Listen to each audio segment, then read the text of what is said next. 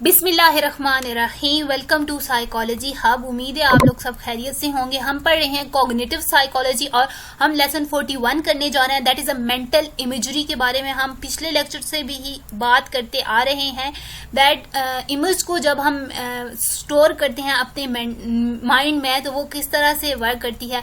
यहाँ पे वो इंट्रोडक्शन में वही चीज अगेन से बता रहे हैं कि जब हम किसी इवेंट के बारे में सोचते हैं जो कि अब प्रेजेंट नहीं है, जो हो चुका है, पास्ट इवेंट है, तो हमारे माइंड में उस इवेंट की समटाइम्स पूरी एक इमेज सी और पूरे सीन की एक इमेज क्रिएट हो जाती है या किसी भी ऑब्जेक्ट के बारे में। तो दैट इज वो होती है मेंटल इमेजरी, एक मेंटल इमेज होती है। तो मेंटल इमेज को हमारी माइंड में रिप्रेजेंटेशन की हम पिछली जगह पे पढ़ते आ रहे हैं, दैट इज विजुअल एक होती है और एक होती है spatial images. More evidence a very different sort of a data for the difference between the spatial and linear representation come from the research of a Roland and Friberg. They had subject either mentally rehearsal a word jingle or mentally rehearsal find their way from their house। अच्छा, यहाँ पे वो क्या बात कर रहे हैं कि सब्जेक्ट को उन्होंने बोला था कि आप रिहर्सल करें मेंटली एक जिंगल को। जिंगल बेसिकली क्या होता है? जिंगल होता है एक phrase, rhyming phrase. For example एक जिंगल जिस तरह है कोको मो मुझे भी दो, दैट इज अ जिंगल जो कि यूज होती है बेसिक। इसे एड्स में यूज किया जाता है ताकि लोगों ज़्यादा आम हो जाए ये जो भी जिंगल होता है। जिस तरह कोका कोला जालमा पिला दे, नहीं जालमा कोका कोला पिला दे, that is also a jingle.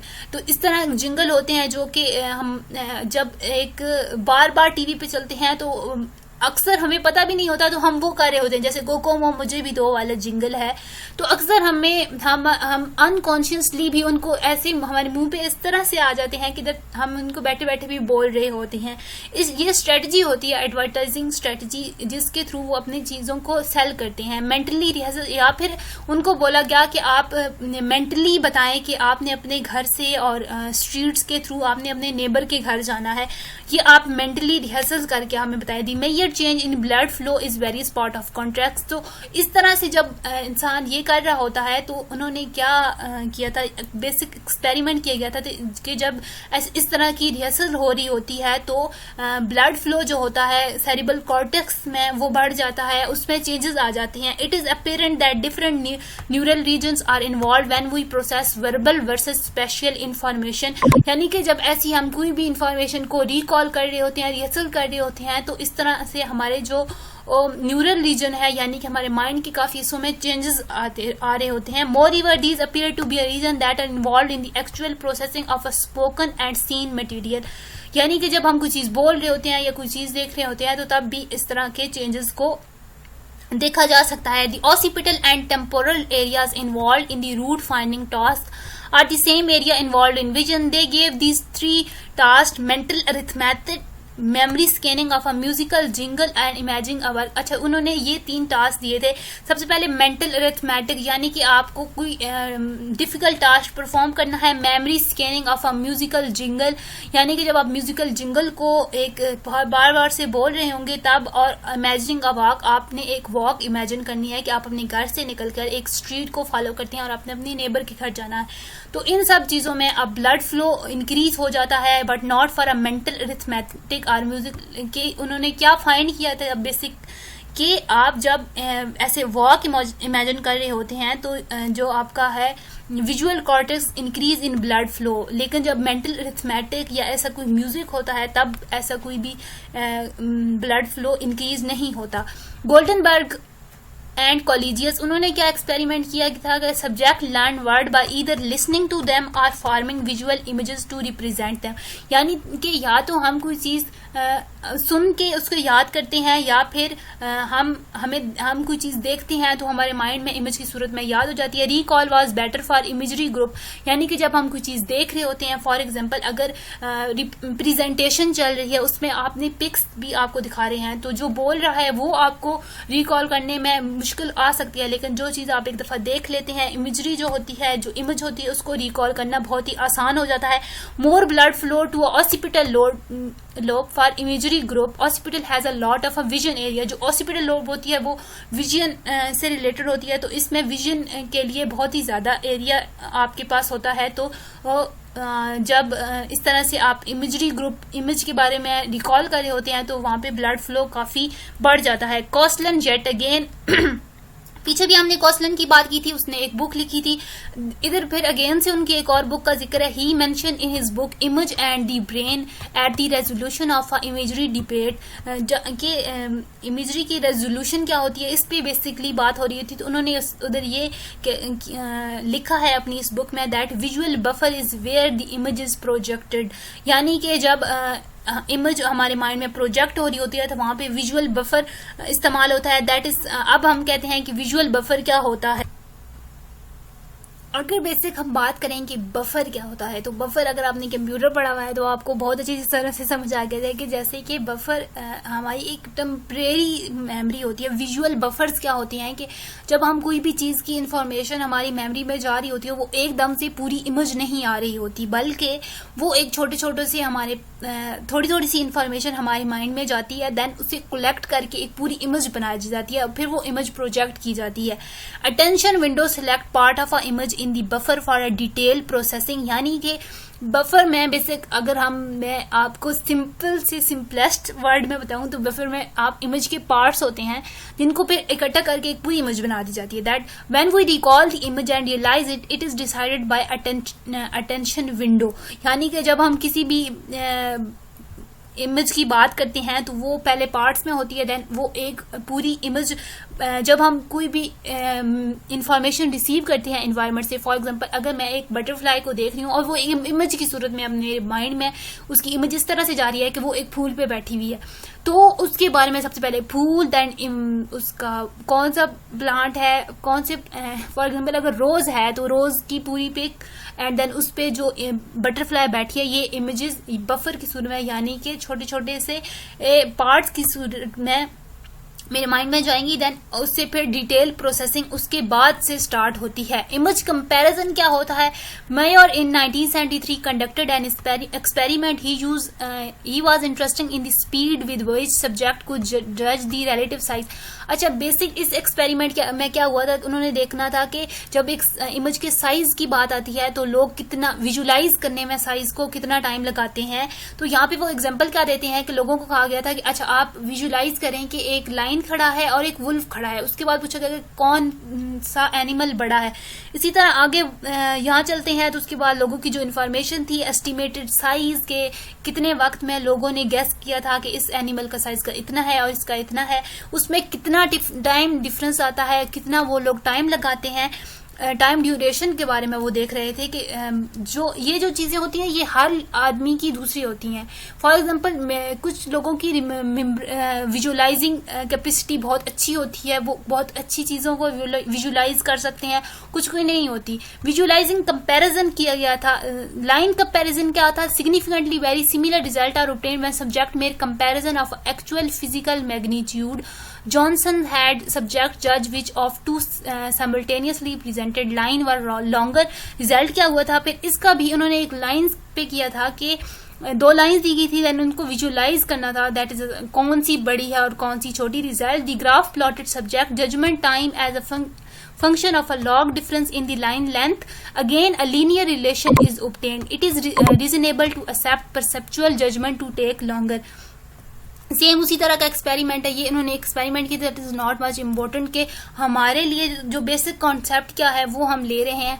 Hereditary structure of images, यानी कि इसमें क्या बात होती है कि सम टाइम जो कम्प्लेक्स इमेजेस होती हैं हमारे माइंड में हम उनको एज इट इज नहीं स्टोर करते बल्कि उनको पीसेस में स्टोर करते हैं।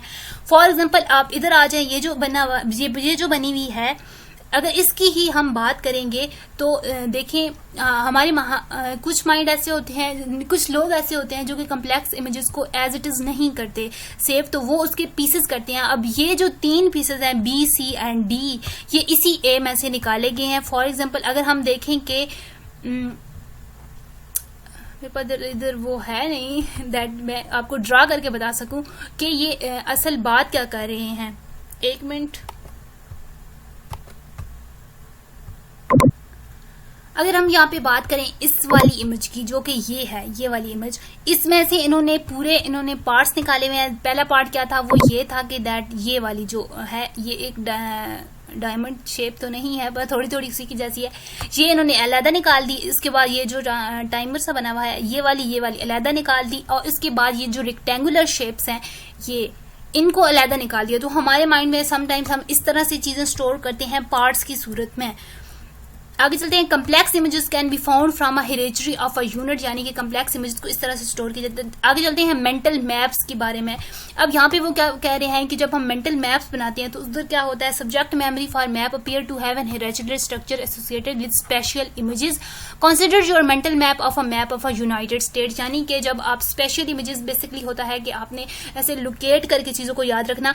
तो जब वो कहते हैं कि आप यहाँ पे कंसीडर करें कि आप यूनाइटेड स्टेट के मैप की बात करें तो वहां पे it probably be divided into, पहले हम इसको रीजन में करेंगे, देन रीजन की, हर रीजन की स्टेट्स हैं काफी, फिर उन स्टेट्स में सिटीज आ जाती हैं, और इस तरह से हम चीजों को करते हैं, स्टोर किया जाता है। एक एज इट इज हम पूरा मैप नहीं कर सकते स्टोर, तो इस तरह हम उनके चंक्स कह सकते हैं, हम उनको इस तरह से डिवाइड करके हम चीजों को स्टोर करते हैं। सेम इस तरह वो यहाँ पे वो एक्सपेरिमेंट बता रहे हैं XYZ, that is not much important, हमें इसको इतना ज्यादा डीपली करने की जरूरत भी नहीं है, हम बेसिक कॉन्सेप्ट्स ले रहे हैं, बस वही बहुत है। That is a two type of imagery. अब इमेजरी की टू टाइप्स हैं, ये हम पीछे कितनी दफा पढ़ चुके हैं। That is visual properties and a spatial properties. Researchers such as that just reviewed lend support to the view that imagery is spatial but not visual in character, यानी कि कुछ रिसर्चर्स कहते हैं कि ये जो इमेजरी है वो स्पेशल होती है, विजुअल नहीं होती।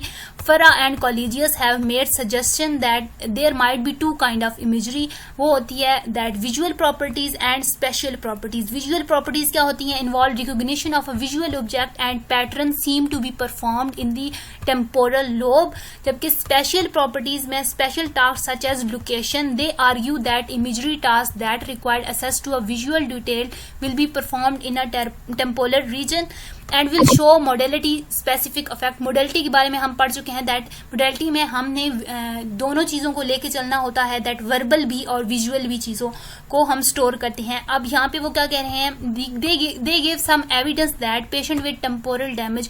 टेम्पोरल डैमेज क्या होता है कि जब आपके टेम्पोरल रीजन में कोई प्रॉब्लम हो जाती है तो आप जो वर्बल चीजें होती हैं, जो याद रखने वाली चीजें होती हैं, वो आप भूलना शुरू कर देते हैं। जिस तरह के अगर कोई बंदा ड्राइंग करता है तो उसको वो चीज भूल जाती है। Problems with colour, problem with size, problem with shapes, ये सब चीजें प्रॉब्लम्स हैं। Size and detail, some psychologists want to know whether the image size can be changed because of a visual screen, यानी कि कुछ साइकोलॉजिस्ट का इस बात पे डिस्कस करते थे कि क्या जब हम किसी भी चीज को विजुअलाइज कर रहे होते हैं तो हम उसकी जो साइज होता है उसमें कमी बेशी कर सकते हैं। तो इधर वो क्या एक्सपेरिमेंट देखते हैं कि कहा गया था कि आप एक पिक्चर को इमेजिन करें, आप they asked a picture a rabbit next to elephant, तो आपने एक रैबिट को एक एलिफेंट के साथ ड्रॉ करना था। Later subject were asked to picture a rabbit standing next to a fly, फिर उनको कहा गया था कि आपने रैबिट और फ्लाई को करना है। Subject took longer to see the feature in rabbit standing next to elephant than on the standing next to a fly, यानी कि जब एक बड़ा सा एलिफेंट है उसके साथ एक छोटा सा रैबिट है तो उधर जब विजुअलाइज कर रहे होते हैं आप तो रैबिट के फीचर्स आपको बहुत प्रोमिनेंट नहीं नजर आ रहे होते हैं। तो इस तरह साइज भी बहुत मैटर करता है। Implication our mind screen is somewhat how similar is to a TV screen is that it has a limited capacity. If a large elephant fill the screen then the rabbit image has to be small for its accommodated next to the elephant, यानी कि वो कह रहे हैं कि same इस तरह से जैसे टीवी में दिखा रहे होते हैं, अगर कोई एक बड़ी सी पिक्चर है, फॉर एग्जांपल एक एलिफेंट है प्रोमिनेंट फीचर्स के साथ, तो उसके साथ जो रैबिट है उसकी इमेज बहुत ही मध्यम होगी और उसको मेमोराइज करना बहुत ही मुश्किल हो जाता है। Memory on size and detail, इस तरह आगे जो इन्होंने ये वाली लाइन लिखी हुई है that is rabbit and fly की वो एग्जांपल दे रहे हैं। Next group was asked to picture a giant rabbit standing next to a tiny elephant. अगला जो सब्जेक्ट था उनको क्या बोला गया कि आपने एक बड़ा सा रैबिट बनाना है और उसके साथ एक tiny elephant and then visualize करना है, बनाना नहीं है। And then they were showed a tiny tiny rabbit neck standing to a gained fly. This time they took longer to report features on rabbit next to fly. जब ये ऐसा किया जाता था तो वहां भी देखा गया कि जब अब एक गेंड फ्लाई है, बहुत बड़ी सी मक्खी है, तो उसके साथ जो रैबिट के फीचर्स हैं उनको रिपोर्ट करने में बहुत ज्यादा टाइम लगता है. This was done to ensure that the subjective differences in image are accounted for. Implications इसकी देख लेते हैं. This seem to confirm that the idea that image are screened in a similar fashion on to TV or cinema screen for that matter. आगे चलते हैं. People are different. अब लोग किस तरह से डिफरेंट होते हैं कि कुछ लोग, जैसे कि मैंने पहले भी किया कि जब इमेजेस की या विजुअलाइजिंग की बात आती है तो इसमें लोगों में बहुत ज्यादा डिफरेंस पाया जाता है. Some psychologist say that there is no imagery but some says images are present. Sir Francis Galton worked on imagery in 1883. He asked people to describe various features of their breakfast table. He found that a large number of people reported no imagery. These people were professional and intelligent. The result of a Galton was challenge and a study published in 1965 tested Mensa members. 97% reported vivid imagery. यानी कि जब लोगों को कहा गया कि आप अपनी विजुलाइज करें कि आपके ब्रेकफास्ट टेबल पर क्या होता है, देन दे कांट विजुलाइज, कि कुछ बंदे विजुलाइज नहीं कर सकते, और वो थे भी बहुत ही इंटेलिजेंट बंदे जिनको कहा गया था. तो इस तरह लोगों में डिफरेंस पाया जाता है. Imagery versus verbalizers. Images are linguistic things.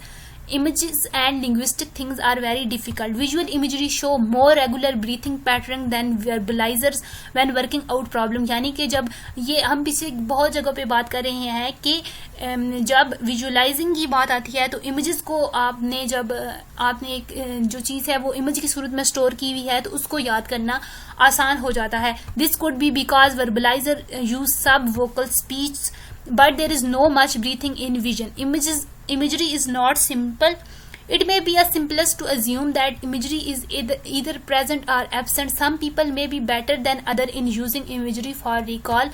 Other may be able to better manipulating images to solve problem. यानी कि बहुत से लोग ऐसे होते हैं जिनको images को recall करने में आसानी होती है और sometimes इन images में हम manipulation भी कर देते हैं.